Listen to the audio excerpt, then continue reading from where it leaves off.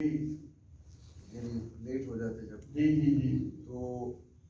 کیا طریقہ کار ہے اگر مثال کے طور پہ؟ بارک اللہ فیکم، یہ ہم نے ایک حدیث پچھلے درسوں میں بیان کی ہے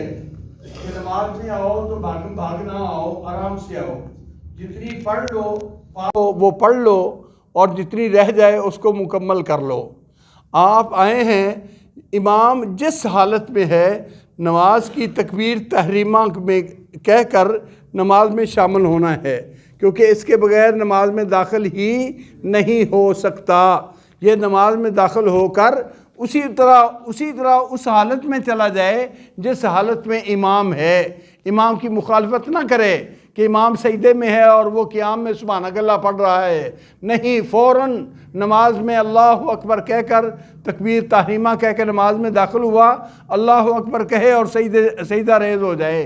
یہ جو امام کے ساتھ رکعت پڑھ لی وہ پڑھ لی،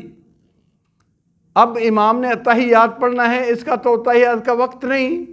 پورا اتحیات پڑھے، پوری دعائیں پڑھے، اللہ سے خوب گریہ زاری کرے،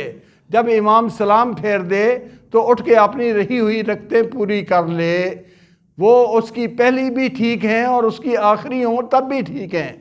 یعنی جس طرح ساتھیوں کو بتایا گیا ہے کہ یہ جو امام کے ساتھ پڑھی تھی یہ کون سی رکعت ہے، زیادہ بہتر یہ ہے کہ نمازی کی یہ پہلی رکعت ہے، اس کے بعد پڑھے گا وہ دوسری ہوگی،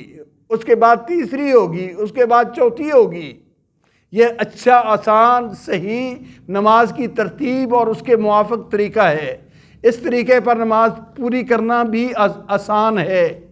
اور نماز کی کوئی حالت بدلے گی بھی نہیں، ذکر و اذکار اپنی اپنی جگہ پر آتے رہیں گے۔ اور اگر یہ سمجھے کہ میری چوتھی ہو گئی اور پہلی تین رہ گئی، میں نے پہلی تین پڑھنی ہے، تو پھر وہ بھی اس طریقے سے بھی اگر نماز پڑھ لے کوئی حرج نہیں، دلائل کے اندر گنجائش ہے، ایسے مسائل میں وسعت ہوتی ہے، تنگ دامن نہیں۔ لیکن نماز کی ظاہری حالت چوتھی پہلے، پہلی آخر پر، یہ بالکل نماز کی حالت خراب ہونے والی ہے اور بسا اوقات نمازی کو اس کے مطابق پوری کرنی مشکل ہو جاتی ہے۔ وہ پوچھتا رہتا ہے، جی اب میں کیا کروں، میں کیا کروں، میں کیا کروں، جبکہ پہلا طریقہ زیادہ انسب، زیادہ صحیح، زیادہ آسان اور زیادہ نماز کی حالت کے موافق ہے۔